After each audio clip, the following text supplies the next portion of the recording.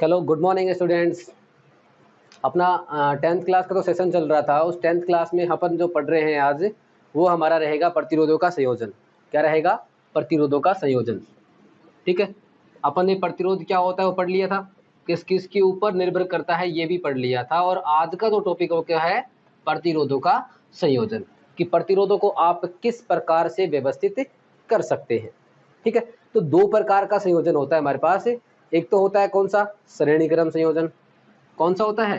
श्रेणी क्रम संयोजन होता है। कौन सा होता है? श्रेणी क्रम संयोजन। जैसे अपन क्या बोलते हैं इंग्लिश के अंदर? सीरीज कॉम्बिनेशन बोलते हैं। क्या बोलते हैं? Series combination. और दूसरा हमारे पास क्या आता है? समांतर क्रम संयोजन होता है। क्या होता है? समांतर क्रम संयोजन, जिसे हम क्या बोलते हैं? पैरेलल कॉम्बिनेशन बोलते हैं। क्या बोलते हैं? पैरेलल कॉम्बिनेशन बोलते हैं। ठीक है, आज का जो वीडियो लेक्चर है उसमें हम केवल क्या बात करेंगे? श्रेणी क्रम संयोजन के बारे में बात करने वाले हैं। तो क्या होता है श्रेणी क्रम संयोजन? तो चलो स्टार्ट करते हैं। मैंने कहा श्रेणी क्रम संयोजन क्या होता है, तो आपको सबसे पहले क्या करना है कि ये देखना है कि अगर आपके पास कभी भी प्रतिरोध जुड़े हुए मिले आपको, अगर आपको दो या दो से ज्यादा प्रतिरोध, अगर अपन सीधी सी बात करें तो क्या है कि बहुत सारे प्रतिरोध हमारे पास तार रखे हुए हैं ना, उन तारों को हमें किस प्रकार से जोड़े कि हमें पता रहे कि वो संयोजन श्रेणी क्रम है। तो मैंने क्या कहा कि किसी भी तार के कितने सिरे होते हैं? दो ही सिरे होते हैं, है ना। तो किसी भी तार के कितने सिरे होते हैं? दो सिरे। तो किसी एक तार का जो सिरा है, देखना ध्यान से, किसी एक तार का जो दूसरा सिरा है, ये पहला है और ये सिरा कौन सा है? दूसरा। तो किसी प्रथम तार का दूसरा सिरा होता है, वो दूसरे तार के प्रथम सिरे से कनेक्ट हो। ठीक है, मैंने क्या कहा कि किसी तार का दूसरा सिरा दूसरे तार के प्रथम सिरे से जुड़ा हो। दूसरे तार का, ये कौन सा तार है? ये प्रथम तार है और ये कौन सा है? दूसरा तार। दूसरे तार का कौन सा सिरा? दूसरा तार। दूसरा तार का दूसरा सिरा क्या कर दे अपन? तीसरे तार के कौन से? प्रथम सिरे से जुड़ा हो। ठीक है, उसके बाद अगर अपन बात करें क्या होगा? तीसरे तार का दूसरा सिरा क्या हो? चौथे तार के, ये हमारे पास कौन सा हो गया? फोर्थ तार हो गया, और उसके प्रथम सिरे से जुड़ा हो। तो वो कौन सा कॉम्बिनेशन होता है हमारे पास? श्रेणी क्रम संयोजन होता है। वापिस से मैं रिपीट करता हूं, हमने क्या कहा कि प्रथम तार का दूसरा सिरा दूसरे तार के प्रथम सिरे से जुड़ा हो, दूसरे तार का दूसरा सिरा तीसरे तार के प्रथम सिरे से जुड़ा हो, तीसरे तार का दूसरा सिरा चौथे तार के प्रथम सिरे से जुड़ा हो। तो ऐसा संयोजन क्या होता है हमारे पास? श्रेणी क्रम संयोजन होता है। क्या होता है? श्रेणी क्रम संयोजन। और हमने क्या लगा दी? यहाँ पे बैटरी लगा दी, और बैटरी से क्या होगी? यहाँ से धारा बहेगी। तो हमें ये पता चल गया कि श्रेणी क्रम संयोजन का पता कैसे लगाएंगे।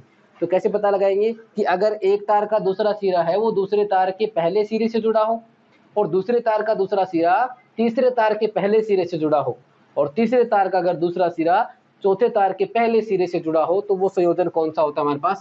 श्रेणी क्रम संयोजन होता है। कौन सा होता है? श्रेणी क्रम संयोजन। अब श्रेणी क्रम संयोजन के अंदर हम क्या पढ़ेंगे? देखो कि श्रेणी क्रम संयोजन में हमें क्या क्या पढ़ना होता है। तो श्रेणी क्रम संयोजन, ठीक है, हमने बोला कि आपके पास तीन तार हैं। ये पहला तार है और उसका प्रतिरोध मैंने कह दिया कि R1 प्रतिरोध है। इसका दूसरा सिरा मैंने जोड़ दिया दूसरे तार के प्रथम सिरे से, और इसका प्रतिरोध R2 है। उसका दूसरा सिरा मैंने जोड़ दिया तीसरे तार के प्रथम सिरे से, और इसका प्रतिरोध कितना है? R3 है। ठीक है, अब इनके अलग अलग प्रतिरोध है हमारे पास, और आपने क्या कर दिया? इसमें बैटरी जोड़ दी। क्या जोड़ दी? बैटरी।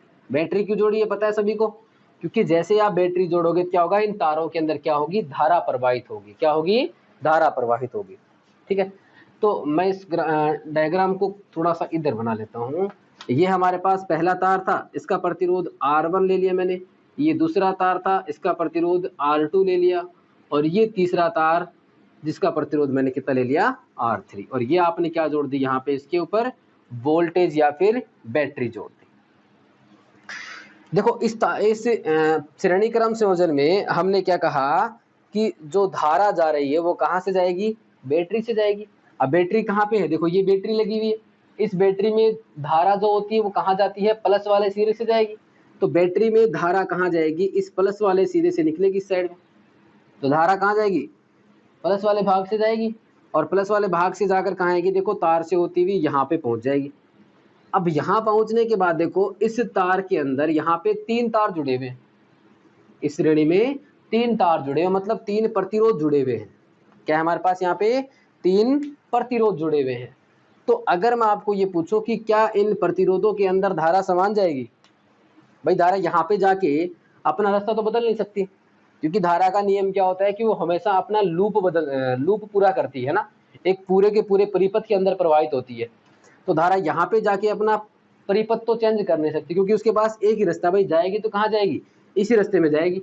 अब मान लो यहाँ से धारा आई जा रही है, कितनी जा रही है, आई, बैटरी से धारा निकली आई, तो बैटरी से धारा आई निकली, वो यहाँ पहुंची तो भी कितनी है, आई है, कितनी है, आई। तो अब ये धारा यहाँ सीधी जाएगी, तो भैया इसके पास एक ही रास्ता है, तो उस रास्ते में क्या होगा, इस पूरे परिपथ के अंदर धारा का मान क्या होगा, समान होगा। मतलब क्या कह सकता हूँ, श्रेणी क्रम संयोजन में किसका मान समान रहता है, धारा का मान समान होता है। मतलब आई जो होती है हमारे पास विद्युत धारा, वो हमेशा क्या रहती है हमारे पास, समान रहती है। किसके अंदर, श्रेणी क्रम संयोजन में, किसमें, श्रेणी क्रम संयोजन में। तो हमने क्या कहा कि श्रेणी क्रम संयोजन में बहने वाली, प्रत्येक प्रतिरोध में बहने वाली धारा का मान क्या होता है, समान होता है। ठीक है, अब आपने कहा कि देखो धारा का मान समान है, तो क्या विभव जो होगा उस विभव का मान भी समान होगा क्या, नहीं। सुनना ध्यान से, आपने इन तीनों प्रतिरोध के सिरों पर बैटरी लगा दी V वोल्ट की, ठीक है। अब इस V वोल्ट में से जैसे मान लो कि इस रेजिस्टेंस के अंदर धारा गई है ना, इस प्रतिरोध में धारा जाएगी, तो प्रतिरोध में धारा जाएगी तो इस R1 प्रतिरोध के ऊपर जो विभव उत्पन्न होगा, R1 प्रतिरोध के ऊपर जो विभव उत्पन्न होगा वो कितना होगा, V1 होगा। कितना होगा, V1। इस R2 तार जो है, इस तार के जो सिरों पर विभव उत्पन्न होगा वो मैंने क्या मान लिया, V2 होगा। ठीक है, इस R3 प्रतिरोध का जो तार है, इसके सिरों पर जो विभव होगा वो मैंने क्या मान लिया, V3 होगा। ठीक है, इसका मतलब ये हो गया कि प्रत्येक प्रतिरोध के सिरों पर जो उत्पन्न विभवांतर है उसका मान क्या है, अलग अलग है। क्यों, क्योंकि यहाँ आपने जितनी बैटरी लगाई है उस बैटरी में से कुछ धारा, कुछ विभव का पतन कहाँ हो जाएगा, R1 प्रतिरोध पे, कुछ कहाँ हो जाएगा R2 पे, कुछ कहाँ हो जाएगा R3 पे। अगर आपको समझ में नहीं आया तो ऐसे मान लो कि हमारे घर में अगर इन्वर्टर रखा हुआ है, तो इन्वर्टर में जितनी धारा जाएगी, तो आपने इन्वर्टर से क्या चला रखा है, मान लो कि आपने इन्वर्टर से कूलर चला रखा है, पंखा चला रखा है, लाइट जला रखी है, तो क्या होगा, कुछ जो विभव है वो कहाँ चला जाएगा। मान लो आपने पंखा चला रखा है 5 वाट का, मान लेते अपन सपोज करें ना, अब लाइट 5 वाट की आपने लाइट जला रखी है, 50 वाट का आपने पंखा चला रखा है, और 100 वाट की आपने कोई भी कूलर चला रखा है, मान लेते हैं अपन। ठीक है, तो क्या होगा, पांच जो, हाँ आपने क्या कहा कि जो हमारे पास बैटरी थी, इन्वर्टर था, इन्वर्टर में से 5 वोल्ट कहाँ खत्म हो जाएगा, लाइट के ऊपर हो जाएगा, 50 वोल्ट कहाँ हो जाएगा, पंखे पे हो जाएगा, और 100 वोल्ट कहाँ हो जाएगा हमारे पास है, कूलर पे हो जाएगा। इसका मतलब क्या होगा कि प्रत्येक प्रतिरोध जो होगा उस प्रतिरोध के सिरे के ऊपर उत्पन्न विभवांतर क्या होगा हमारे पास, अलग अलग होगा। किसकी बात कर रहे हैं अपन, श्रेणी क्रम संयोजन की बात कर रहे हैं। ठीक है, तो इस श्रेणी क्रम संयोजन में हमारे पास V1 क्या होता है, हमारे पास V2 क्या होता है, और V3 क्या होता है। तो V1 क्या है, देखो R1 प्रतिरोध के सिरों पर उत्पन्न विभवांतर क्या हो जाएगा, V1 R1 प्रतिरोध के सिरों पर उत्पन्न विभवांतर, और बताओ इसका मान कितना है, V1 का मान कितना है। तो भैया हमें V1 का मान निकालना है, तो हम किसके पास जाएंगे, ओम जी के पास जाएंगे। और ओम जी तो क्या कह चुका है हमें कि भैया हमें इतना है पता है कि V इज इक्वल टू क्या होता है हमारे पास है IR। ओम जी बोलेगा कैसे आना हुआ, तो हमें क्या चाहिए कि सर हमें क्या चाहिए कि जो R1 प्रतिरोध है उसके सिरों पर कितना विभवांतर हुआ होगा। तो ओम जी बोलेगा देखो भैया मेरे पास तो ये फॉर्मूला है, अब आपको जो चाहिए वो आप उसमें निकाल लो। तो भैया हमें क्या था, इसमें विभव निकाल रखा था, I और R के गुणनफल के समान बराबर था, तो हमें भी क्या चाहिए था, यहाँ पे विभव या विभवांतर किसके बराबर है, I इंटू R। तो जो तार में धारा जाएगी उसका मान कितना है, I है। ठीक है, तार में जो धारा जाएगी उसका मान कितना हमारे पास है, I है। और यहाँ जो प्रतिरोध होगा वो प्रतिरोध कितना है, R1। तो R1 प्रतिरोध में धारा गई I, तो V1 का मान कितना हो गया हमारे पास है, IR1। V2 की बात करें क्या हो जाएगा, R2 के सिरों पर क्या हो जाएगा, R2 के सिरों पर उत्पन्न विभवांतर क्या हो जाएगा हमारे पास से V2 हो जाएगा। और अगर आपसे कोई पूछे कि V2 का मान कितना है तो वही ओम जी के पास जाएंगे और ओम जी क्या बोलेगा, देख लो क्या निकालना है, विभव निकालना है तो I इंटू आर कर दो। तो I जा रही है धारा तो, और R कितना है V2 के लिए R2। अगर आपको पूछे क्या V3 पूछे, क्या पूछे V3 क्या हो जाएगा V3, R3 के सिरों पर उत्पन्न विभवांतर, R3 के सिरों पर उत्पन्न विभवांतर। तो बताओ देखे जल्दी से V3 क्या हो जाएगा, ओम जी के पास आएंगे, क्या बोलेगा IR होता है तो धारा समान बहती है I, और प्रतिरोध कितना है हमारे पास R3। तो हमारे पास अगर इस श्रेणीक्रम संयोजन में कुल विभव की चर्चा की जाए कि आपने जो बैटरी लगाई थी वो किस वोल्ट की लगाई थी, V वोल्ट की लगाई थी। उसमें से V1 का पतन हो गया R1 के सिरों पर, V2 चला गया R2 के सिरों पर, और V3 चला गया R3 के सिरों पर। तो कितना कुल विभव आपने बैटरी के ऊपर लगाया उसकी हम चर्चा करेंगे। ठीक है, तो मैं कहता हूं कि यहाँ पे आपने कुल कितना विभव लगाया। ठीक है, तो मैं इसको एक बार यहाँ से मिटा देता हूँ। चलो पहले अपन यही कर लेते हैं। इधर हमने क्या कहा कि कुल विभव कितना हुआ हमारे पास, तो कुल विभव जो हुआ वो कितना हुआ, R1 के सिरों पर उत्पन्न विभव कितना है V1 भैया, R2 के सिरों पर कितना उत्पन्न हुआ V2, और R3 के सिरों पर कितना हुआ V3। तो कुल विभव आ गया हमारे पास। इसमें देखो कि आपके पास जो विभव आ रहा है उस विभव में ओम जी क्या कहता है, I इंटू R कहता है। तो पूरे परिपथ की जब हम बात करेंगे तो यहाँ जो कुल विभव आ रहा है, नेट पोटेंशियल आ रहा है, वो किसके बराबर होगा, I इंटू R के बराबर होगा। लेकिन यहाँ जो R आएगा वो R अकेला नहीं होगा, इस पूरे परिपथ का तुल्य प्रतिरोध होगा।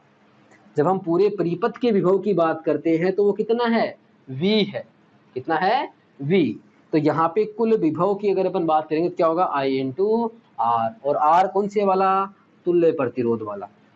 ठीक है, इक्वल टू V1 का मान कितना हमारे पास IR1 है, कितना है IR1। V2 का मान कितना हमारे पास IR2, प्लस V3 का मान कितना हमारे पास IR3। ठीक है, तो हमारे पास समीकरण कुछ इस तरीके से आ गया। मैं इसको यहां से मिटा देता हूं।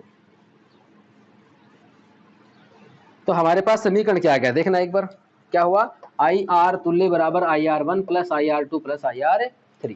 चूंकि क्या कहेंगे अपन, चूंकि श्रेणी क्रम में क्या होता है, श्रेणी क्रम में क्या होती है, I समान रहती है, बहने वाली धारा क्या होती है, समान होती है। और अगर बहने वाली धारा समान है तो इन तीनों में से किसका मान कट जाएगा हमारे पास, I का मान कैंसिल हो जाएगा।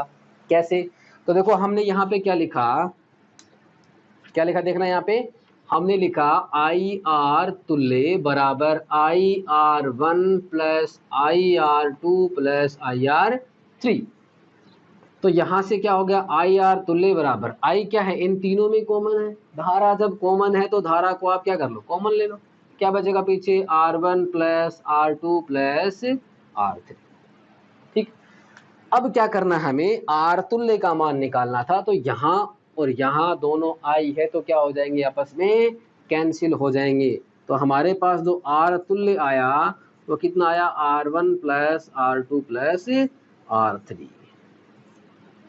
ठीक है, तो हम क्या कहेंगे भैया कि श्रेणी क्रम संयोजन में अगर आपने 5 प्रतिरोध ले लिए तो उसका तुल्य प्रतिरोध क्या होगा, प्रत्येक तार के प्रतिरोध के योग के बराबर होगा। अगर मान लो मैंने 4 प्रतिरोध ले लिए, R1 R2 R3 और R4, तो तुल्य प्रतिरोध क्या होगा श्रेणी क्रम में, R1 plus R2 plus R3 plus R4। तो श्रेणी क्रम संयोजन में हम क्या कहते हैं कि श्रेणी क्रम संयोजन में किसी भी परिपथ का तुल्य प्रतिरोध जो होता है वो प्रत्येक तार के प्रतिरोध के योग के बराबर होता है। बता सकते हैं ना, इसका मतलब क्या होगा, अगर मान लो आपने 2 तार ले लिए, क्या ले लिए, 2 तार ले लिए, एक तार जो था आपके पास 10 ओम का और दूसरा तार था आपके पास 15 ओम का। क्या किया आपने, 2 प्रतिरोध ले लिए, एक 10 ओम का ले लिया, दूसरा 15 ओम का, दोनों को आपने बैटरी से जोड़ दिया और आपसे ये पूछ लिया कि आप इसका तुल्य प्रतिरोध बताओ। तो सोचने की जरूरत ही नहीं है, अगर श्रेणी क्रम संयोजन है तो क्या कर देंगे भैया, जोड़ देंगे। क्या कर देंगे, जोड़ देंगे।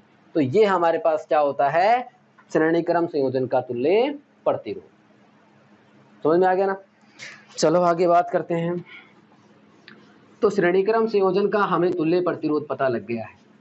अब मैंने कहा कि मान लो, क्या कर ले हम मान ले, क्या माने, मानना ये है कि अगर आपको ऐसा दे दिया कि हमारे पास R प्रतिरोध के, ये R है, ये R है, ये R है, ये R है, और ये R है, और ये R है तो देखो कितने तार हो गए, 1 2 3 4 5 और 6। आपने 6 तारों को जोड़ दिया और सबका प्रतिरोध क्या है, R है, और क्या कर दिया मैंने यहाँ पे बैटरी लगा दी। क्या लगा दी, बैटरी। तो अगर मैं क्या कहूँ यहाँ पे, यदि क्या कहें अपन, यदि समान प्रतिरोध के n तारों को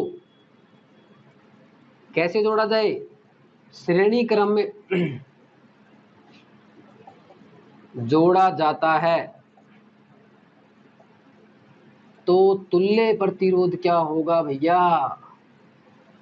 देखो ये कॉन्सेप्ट है और ये क्वेश्चन है उसके ऊपर, ठीक है। तो मैंने क्या कहा कि भैया आपने क्या कर दिया, ऐसे आर आर आर बहुत सारे प्रतिरोधों को क्या कर दिया, श्रेणी क्रम में जोड़ दिया। अब मान लो मैंने 1 लाख प्रतिरोध जोड़ दिए श्रेणी क्रम में, और आपको पूछ लिया कि तुल्य प्रतिरोध बताओ, तो आप कॉपी पेन थोड़ी लेके बैठेंगे कि भैया पहला 10 + 10 + 10 + 10, ऐसे करेंगे क्या, नहीं। सीधा सा फॉर्मूला है। मैंने क्या कहा कि यदि आपने समान प्रतिरोध के n तारों को अगर श्रेणी क्रम में जोड़ दिया तो उसका तुल्य प्रतिरोध क्या होगा, इतना सी बात है। तो अपन पहले इस क्वेश्चन को सोल्व कर लेते हैं, ठीक है। क्वेश्चन क्या कह रहा है भैया, क्वेश्चन ये कह रहा है कि देखो 1 2 3 4 5 और 6, कुल 6 R ओम के प्रतिरोध आपने श्रेणी क्रम में जोड़ रखे हैं, और आपने पूछा क्या था, इसको तुल्य प्रतिरोध पूछा था। तो R तुल्य श्रेणी क्रम में क्या होता है, R1 + R2, ये होता है ना। जितने भी प्रतिरोध क्या करते चलो, जोड़ते चलो। तो यहाँ कितने हैं, 1 2 3 4 5 और 6, तो R1 + R2 + R3 + R4 + R5 + R6, सही प्रतिरोध है। सबका प्रतिरोध कितना है, R है। तो क्या कर दूं मैं यहाँ पे, R + R + R + R + R + जोड़ दो, 1 2 3 4 5 और 6, इतना तो आपको ही आता है। क्या आता है आपको, ये आ गया सर, तुल्य प्रतिरोध कितना आ गया हमारे पास है, 5R। मैंने कहा भैया आपको ऐसे करने की क्या जरूरत थी, भाई आपको ऐसा करने की क्या जरूरत थी, आपको तुल्य प्रतिरोध पूछा, बता दो आप। तो हम क्या कहेंगे, देखो यहाँ पे 5 से तो कितना आ गया, 5R। अगर मैंने यहाँ पे 7 जोड़ दिए, कितने जोड़ दिए, 7, तो कितना आ जाएगा, 7R आ जाएगा। अगर मैंने 15 जोड़ दिए, कितना आ जाएगा, 15R आ जाएगा। तो हम क्या कह रहे हैं भैया, जितने आपके पास प्रतिरोध है समान, उसको संख्या क्या आ रही है, यहाँ आ रही है। तो हम क्या कह देंगे कि यदि समान प्रतिरोध के n तारों को आपने श्रेणी क्रम में जोड़ा है, तो तुल्य प्रतिरोध किसके बराबर होगा, तो R तुल्य बराबर n × R के बराबर होगा। बात समझ में आ गई ना। तो हम क्या कहेंगे कि यदि समान प्रतिरोध के या समान मान के प्रतिरोधों के तारों n तारों को अगर श्रेणी क्रम में व्यवस्थित किया जाता है, तो तुल्य प्रतिरोध क्या होगा, NR के इक्वल हो जाएगा। बात समझ में आ गई, चलो अच्छी बात है। अब हम एक छोटा सा आपको क्वेश्चन करवा देते हैं, जिससे पता लग जाएगा आपको कि भैया ये श्रेणी क्रम संयोजन में धारा कैसे निकालते हैं, विभव कैसे निकालते हैं, और हमारे पास तुल्य प्रतिरोध कैसे निकालते हैं। तो क्वेश्चन सुनना, मेरे पास 3 प्रतिरोध थे भैया, 3 ही ले लेते हैं। ये मैंने ले लिया 10 ओम का, और उसके बाद मैंने क्या कर दिया, यहाँ पे ले लेते हैं अपन कितने का, 4 ओम का, और उसके बाद हो गया हमारे पास यहाँ पे वापिस से ले लेते हैं हम कितने का, 6 ओम का ले लेते हैं, ठीक है। इन 3 प्रतिरोधों को हमने कहाँ जोड़ दिया, श्रेणी क्रम में जोड़ दिया, और बैटरी लगा दी। क्या लगा दी यहाँ पे, बैटरी। अब बैटरी कितने वोल्ट की लगाई, तो हमारे पास क्वेश्चन में दिया गया था बैटरी लगा रखी है आपने कितने की, 10 वोल्ट की लगा रखी है। कितने की लगा रखी है, 10 वोल्ट की। करना क्या है, क्वेश्चन देखते हैं हम। पहला क्वेश्चन आपसे ये पूछ रहा है कि आप निकालो क्या, इसका तुल्य प्रतिरोध निकालो। क्या निकालना आपको, तुल्य प्रतिरोध निकालना है। दूसरा आपसे पूछ रहा है कि परिपथ में बहने वाली धारा बताओ। क्या पूछ रहा है, परिपथ में बहने वाली धारा। ठीक है। तीसरी बात आपसे पूछ रहा है कि देखो 10 ओम, 4 ओम एवं 6 ओम के सिरों पर उत्पन्न विभवांतर। तो क्वेश्चन क्या है, सुनना भाई ध्यान से। 10 ओम और 4 ओम और 6 ओम के सिरों पर उत्पन्न विभवांतर। बस सर, अगर ये आ गया तो सोचो आपको सब कुछ आ गया, क्योंकि इसमें कॉन्सेप्ट ही केवल यही है। ठीक है, तो हमने क्या कहा, पहला काम आपको तुल्य प्रतिरोध निकालना है, दूसरा काम बहने वाली धारा निकालनी है। तो पहला प्रतिरोध, दूसरा धारा और तीसरा क्या निकालना है हमें, विभवांतर निकालना है। तो शुरू करें, स्टार्ट करते हैं। मैंने कहा धारा कहाँ से बहेगी, बैटरी के बड़े वाले सिरे से छोटे वाले से, बड़े वाले से इधर आएगी। धारा चलती हुई चलती चलती कहाँ गई, यहाँ आ गई भैया। धारा कितनी चली, यहाँ से आई चली। अब हमें पता है कि श्रेणी क्रम संयोजन में क्या होता है, धारा का मान समान होता है। तो हम यहाँ पे आर तुल्य जब निकालने जाएंगे तो श्रेणी क्रम संयोजन क्या कहता है, R1 + R2 + R3, मतलब श्रेणी क्रम संयोजन मतलब क्या, जोड़ दो। तो भैया R1 कितना है, 10 ओम हो गया भैया। R2 कितना है, 4 ओम हो गया। और R3 कितना है, 6 ओम हो गया। तो गुणा भाग आपको आता है, 10 और 4 14 और 6 कितना हो गया, 20 ओम हो गया। क्या है 20 ओम, तुल्य प्रतिरोध का मान है। इसका मान है तुल्य प्रतिरोध का। इसका मतलब भैया हमें तुल्य प्रतिरोध पूछे श्रेणी क्रम में तो कुछ नहीं करना, R1 + R2 + R3 + R4 + R5 जितने दे रखे क्या करते चलो, जोड़ते चलो। ठीक है, तो यहाँ आगे हमारे पास तुल्य प्रतिरोध का मान। उसके बाद पूछा भैया बहने वाली धारा पूछी है। क्या पूछ रहा है, बहने वाली धारा। तो भैया हम चले किसके पास, ओम जी के पास चलते हैं। किसके पास चलते हैं, ओम जी के पास। ओम जी क्या कहता है, V बराबर क्या होता है, IR होता है। क्या होता है, V बराबर IR होता है।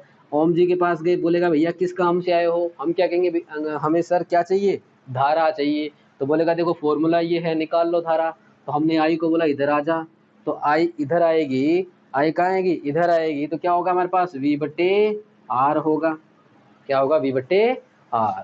तो मैं यहाँ लिख देता हूँ, इसको मैं कहाँ लिख देता हूँ, यहाँ लिख देता हूँ कि आई कितनी है हमारे पास, V/R। अब देखो बैटरी जो लगा रखी है आपने वो 10 वोल्ट की लगा रखी है। इसका मतलब यहाँ जो V आएगा भैया वो कितना आएगा, 10 वोल्ट आएगा। लेकिन यहाँ जो नीचे R है वो R कौन से वाला है, तुल्य प्रतिरोध। बस ये ध्यान रखना है। क्या करोगे आप, यहाँ पे R कौन सा है, तुल्य वाला। क्यों, क्योंकि भैया आपको धारा पूरे परिपथ की निकालनी है और पूरी परिपथ में धारा निकालने के लिए हमें तुल्य प्रतिरोध ज्ञात होना जरूरी होता है। तो देखो विभव कितना है हमारे पास, 10 वोल्ट है।